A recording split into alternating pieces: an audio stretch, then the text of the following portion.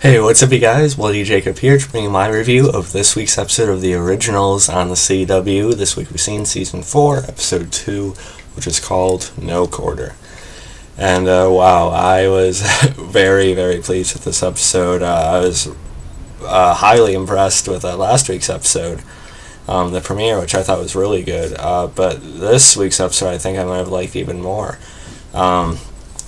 The Originals is on the ball right now, and definitely continuing to solidify why it's become a much better show than The Vampire Diaries.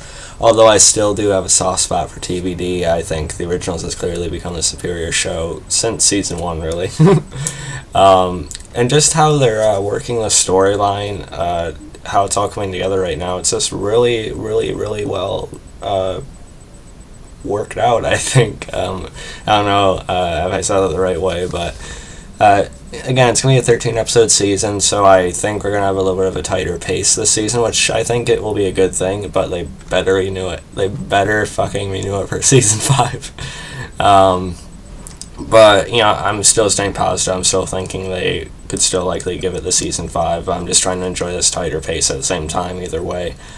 Of course, a big part of this episode is revolving around, the rest of the Mikaelson siblings trying to get Klaus back, Klaus, of course.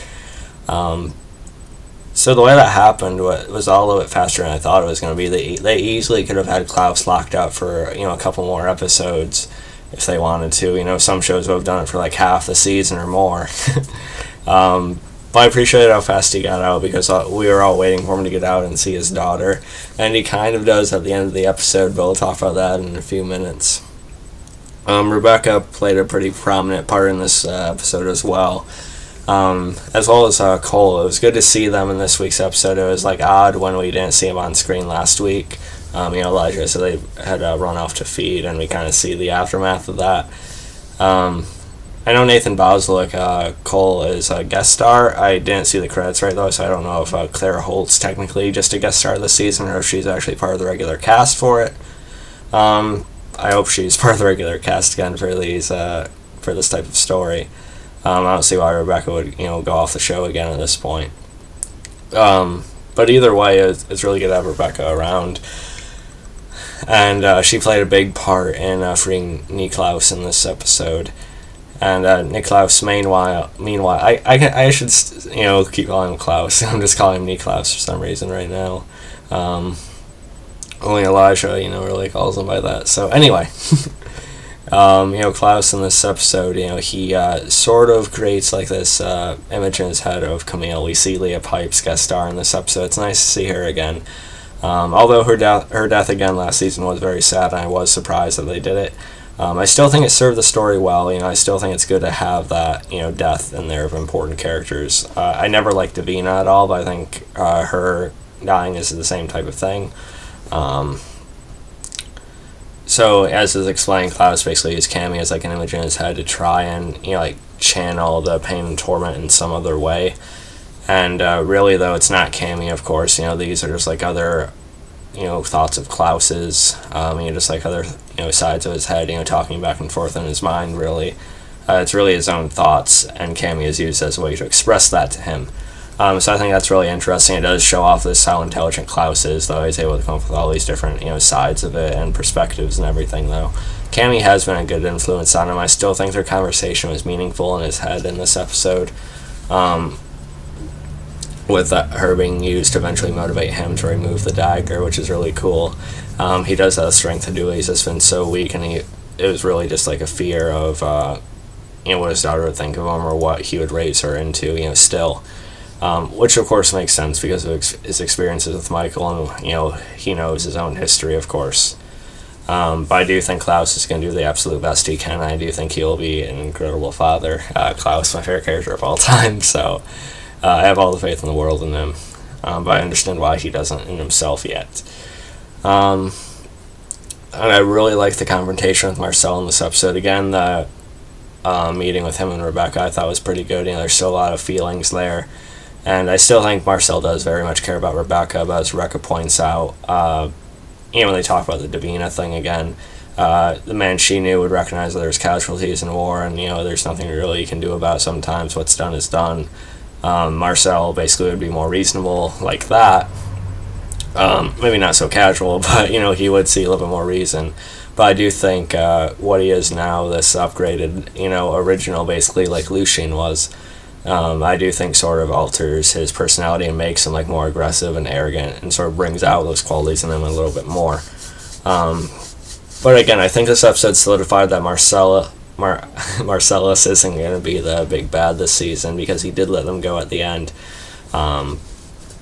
With the Klaus promising that they would leave and never come back. But Marcel has to think, I'm surprised he didn't say, oh, you really expect me to buy that, that the Mikaelsons will like forever abandon New Orleans, their town that they built, right? And obviously they're not going to stay away forever. I think Klaus is just going to garner up his strength and everything, but we'll see how the story plays it out. But at the same time, I think it is psychologically part of what Klaus pointed out of Marcel last week, that a part of his mind still does need them in a way, whether he denies it like he always does or not. And then I also liked, Josh. He has a new boyfriend in this episode. I've always found Josh to be a very likable character, but, this boyfriend just pops up out of nowhere. I don't know how else they would have done it, but, it is what it is. And him and Kol share some scenes in this episode about Davina, which is nice. Even though I never liked Davina, I still like Kol and Josh and everything, so. And then we also had Vincent, he was looking into, the boy disappearing last week, which we know is connected to Hope in some way. So that part is pretty interesting as well. But I think we were all waiting for it to cut back to what the Mikaelsons were doing in their progress. But it was still fine for what it was. Freya, meanwhile, channels Haley, to eventually break down this field around Klaus. Klaus is able to break free. And Elijah and Marcel do, fight a little bit. Marcel mostly throws him around. Elijah is able to evade him at times, though, and outmaneuver him, from what I could tell. Why Marcel didn't just bite him, I don't know. Maybe, again, he doesn't really want to a certain extent. Part of his mind still doesn't, perhaps. Although he did previously, but I don't know. It's still cool, though. And it was still kind of satisfying to see Klaus come up from behind him and, stab him with the blade to hold him off as they escaped. I think we'll have a bigger moment of satisfaction between Klaus and Marcel at some point this season, but that was still, good to see. And again, him letting him go. I knew they were going to get away, but I didn't really expect it to necessarily be that way. But it is interesting, and again, I think it solidifies that there's going to be another big bad this season. It's good to see Klaus reunite with everyone, the hugs and everything, Rebekah kissing him on the cheek. But definitely the sweetest scene in the episode is when they got back, to where Hope was at.